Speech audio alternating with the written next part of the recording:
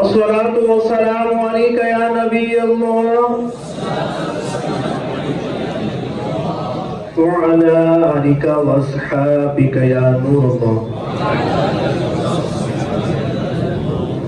میرے میٹھے اور پیارے اسلامی بھائیوں، درود پاک کی فضائل و برکات پر آج کا بیان ہے اور نہایت ہی امپورٹنٹ بیان ہے، نہایت ہی امپورٹنٹ. اللہ نے چاہا آپ کو اندازہ ہو جائے گا کہ کتنا یہ امپورٹنٹ بیان تھا. توجہ سے سنیں گے، مکمل سنیں گے. اللہ نے چاہا ساری زندگی فائدہ ہوگا. صرف آج نہیں، ساری زندگی فائدہ ہوگا. صرف توجہ آپ نے مرکوز رکھنی ہے. دیکھیں، درود پاک تو ہر شخص پڑھتا ہے، ہر شخص پڑھتا ہے، لیکن جسے سرکار صلی اللہ علیہ وآلہ وسلم سے عشق و محبت ہوتی ہے وہ کثرت کے ساتھ درود پاک پڑھتے ہیں. اور دین کا کوئی درجہ، کوئی رتبہ، کوئی مرتبہ درود پاک کی کثرت کیے بغیر حاصل نہیں ہو سکتا. درود پاک ہر ولی، ہر غوث، ہر کتب، ہر ابدال کا وظیفہ خاص رہا ہے.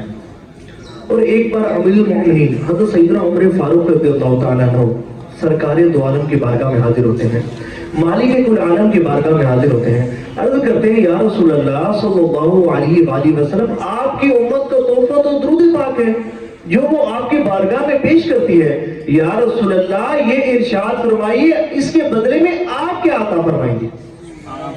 تو پیارے آقا صلی اللہ علیہ وآلہ وسلم نے ارشاد فرمایا، عمر تم نے بہت اچھا سوال کیا. بے شک میری امت کا تحفہ مجھ پر درود بھیجنا ہے اور کل بروز قیامت میں انہیں اس تحفے کے بدلے میں جنت عطا فرماؤں. تو پتہ چلا درود پاک جنت کی طرف لے جانے والا عمل ہے، درود پاک جنت کی طرف لے جانے والا وظیفہ ہے. اور آج میری حاضری کا مقصد بھی یہی ہے کہ جنت کی طرف لے جانے والے اس مبارک وظیفے کی 3 بڑی امپورٹنٹ دعوتیں آپ کی خدمت میں پیش کرنی ہیں. سب سے پہلی دعوت یہ کہ آپ نے یہ ذہن بنانا ہے کہ آج سے مرتے دم تک کم از کم 1000 مرتبہ روزانہ درود پاک پڑھنے کو اپنا معمول بنانا ہے. حضور نبی پاک علیہ السلام کا فرمان علی شان ہے، من صلی علیہ فی یوم الف مرہ لم یمت حتی یری مقعدہ من الجنہ، کہ جو شخص دن بھر میں 1000 مرتبہ درود پاک پڑھے گا اسے اس وقت تک موت نہیں آئے گی جب تک وہ جنت میں اپنا ٹھکانہ نہیں دیکھ لے گا.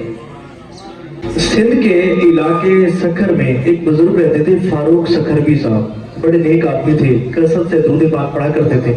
آپ کی ایک عادت یہ تھی کہ درود پاک کی کثرت نہ آپ کو بہت زیادہ محبوب تھی، بہت زیادہ درود پاک کی کثرت کرتے. ایک مرتبہ نا آپ شدید بیمار ہوئے. جب بیمار ہوئے نا، اور اتنے شدید بیمار ہوئے کہ بظاہر آپ کو بچنے کی نا کوئی امید نہ لگتی تھی.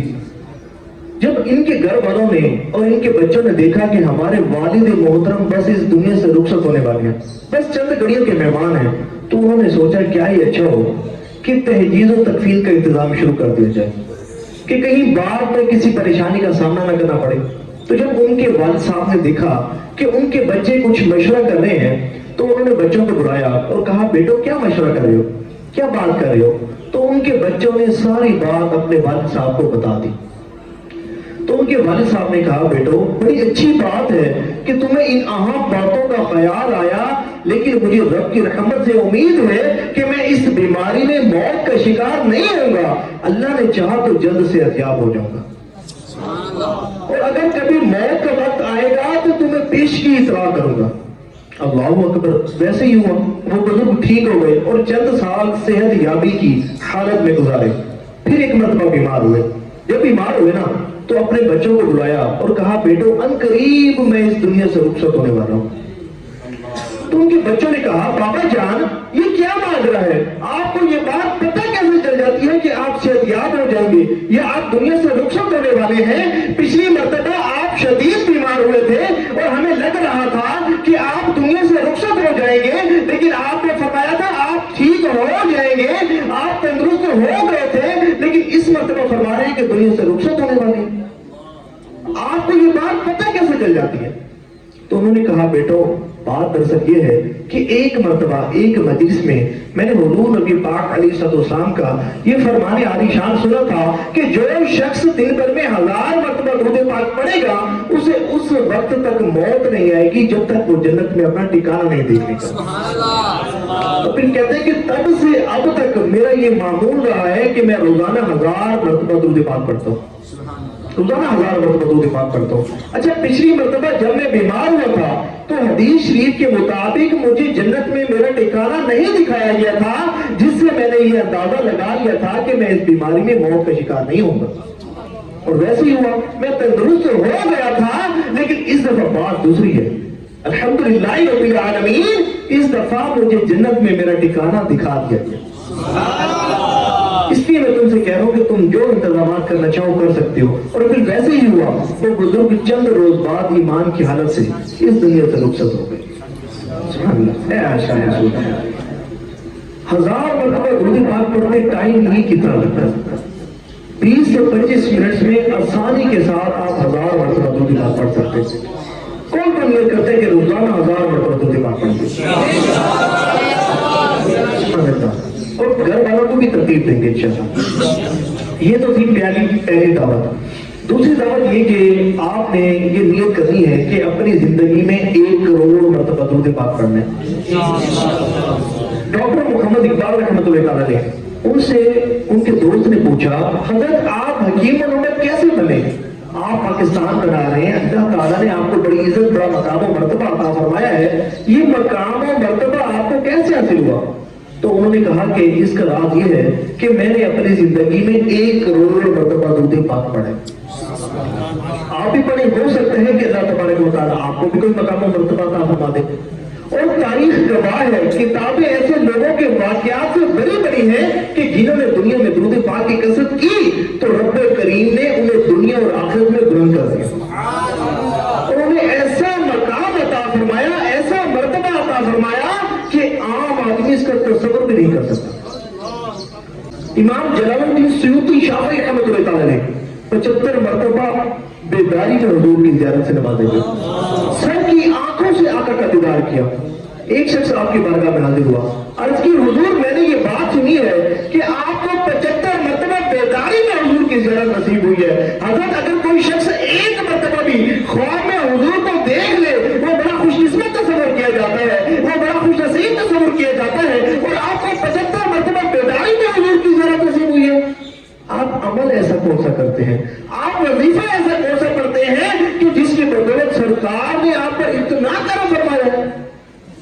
تو امام جلال الدین سیوطی شافعی رحمۃ اللہ علیہ آپ فرماتے ہیں اور تو کوئی خاص عمل نہیں، اور تو کوئی خاص وظیفہ نہیں ہے، ہاں میں نے اپنی ساری زندگی کثرت کے ساتھ درود پاک پڑھا ہے، میں اٹھتے بیٹھتے چلتے پھرتے درود پاک کی کثرت کرتا رہتا ہوں۔ سبحان اللہ، سبحان اللہ، اے عاشقان رسول، تصور کریں درود پاک کا وظیفہ کتنا امپورٹنٹ وظیفہ ہے، اور اس کی کثرت کرنے والوں پر کیسے کیسے انعامات کی بارش ہوتی ہے۔